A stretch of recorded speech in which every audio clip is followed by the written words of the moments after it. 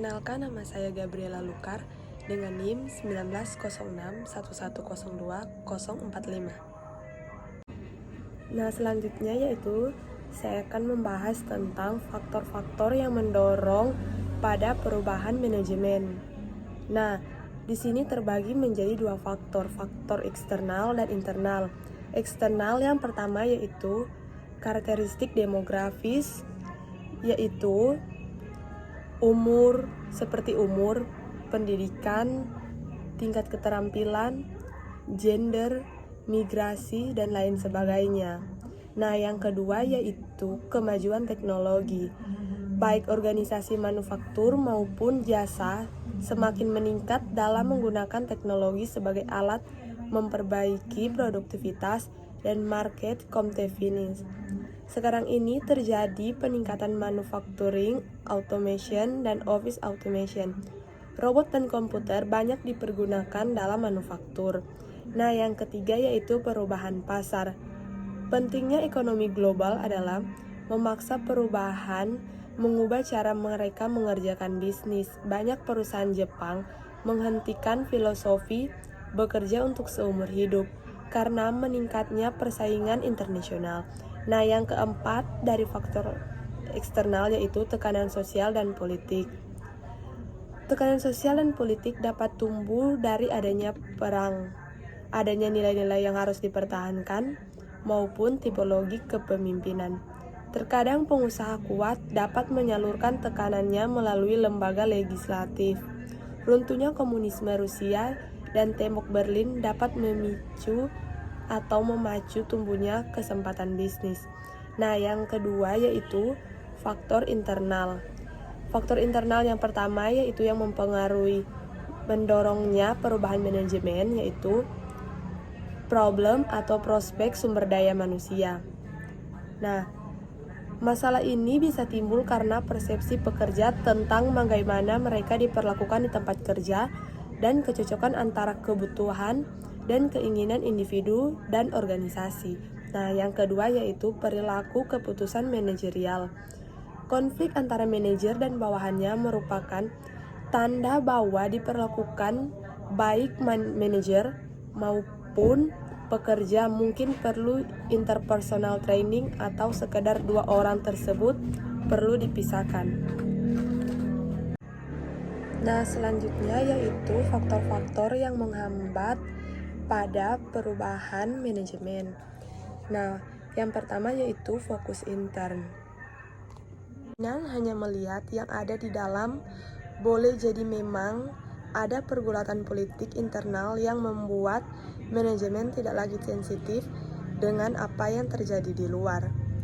Yang kedua yaitu market disruption. Market disruption ini maksudnya disebabkan oleh hadirnya teknologi baru yang menyebabkan perusahaan tidak lagi kompetitif. Munculnya email misalnya telah mematikan surat menyurat, meskipun masih ada juga yang bertahan, namun ada juga yang sudah tidak menggunakan atau tidak mempertahankan surat menyurat ini. Nah, yang ketiga yaitu Key Performance Indicators atau KPI merah. Artinya memang semangat kerja rendah sehingga KPI-nya banyak yang di bawah target. Jika KPI di bawah target, maka tidak ada kemajuan di dalam perkembangan organisasi. Nah, yang keempat yaitu kehilangan orientasi. Contohnya, misi perusahaan yang tertulis di dalam akte pendirian perusahaan adalah menyebarkan ilmu pengetahuan melalui buku-buku. Nah, yang kelima yaitu tidak fokus. Karena ingin melakukan beberapa tujuan sekaligus, penggunaan sumber daya menjadi terpecah. Akibatnya, di setiap lini tidak ada yang dapat berhasil secara maksimal. Ini mungkin juga diakibatkan adanya berbagai prioritas yang tidak saling mendukung. Nah, yang keenam yaitu kompleksitas. Setelah keputusan diambil, maka tahap berikutnya adalah pelaksanaan. Selain sistem prosedur yang berlapis-lapis, Eksekusi juga dapat dihambat oleh berbagai proses yang tidak adil dan matriks atau pengukuran aktivitas yang sangat rumit. Nah, yang ketujuh yaitu pertanggungjawaban yang tidak jelas. Otomatis kalau pertanggungjawaban yang tidak jelas, maka dari sisi pelaksanaan juga akan tersendat-sendat. Tidak ada pihak yang serius dalam menangani suatu proyek kalau pemimpinnya sendiri tidak bertanggung jawab. Nah, yang kedelapan, ketidakmampuan melihat peluang. Ada peluang-peluang besar yang lewat begitu saja karena ada ketakutan atau keraguan untuk mengambilnya. Akibat berikutnya adalah terjadinya stagnasi, tidak ada pertumbuhan pada organisasi. Nah, yang kesembilan yaitu tidak ada ketegasan. Pimpinan mentolerir adanya orang-orang yang tidak mampu di dalam organisasi. Mungkin faktor-faktor hubungan keluarga atau pertemanan atau faktor belas kasihan. Nah, yang ke-10 yaitu melihat masa lampau. Mungkin akibat sukses di masa lalu, pimpinan selalu membandingkan keadaan sekarang dengan keberhasilan sebelumnya. Padahal keberhasilan sebelumnya tidaklah jaminan bagi masa depan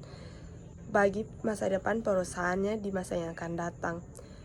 Keberhasilan di masa lalu mungkin lebih cocok dijadikan kajian untuk mengetahui faktor-faktor yang menyebabkan perusahaan itu sukses. Nah, yang ke-11 yaitu takut dinilai gagal. Ketidakmampuan untuk belajar dari kesalahan masa lalu juga ikut berperan. Kesalahan harus dipahami sebagai risiko dalam melakukan bisnis. Berbuat salah wajar sepanjang dapat dijadikan pelajaran. Tidak hanya yang mengalami, tapi juga bagi orang yang di dalam organisasi tersebut. Nah, yang ke-12 yaitu tidak fleksibel. Lambat merespon perubahan lingkungan, ini menjadi masalah banyak perusahaan saat ini.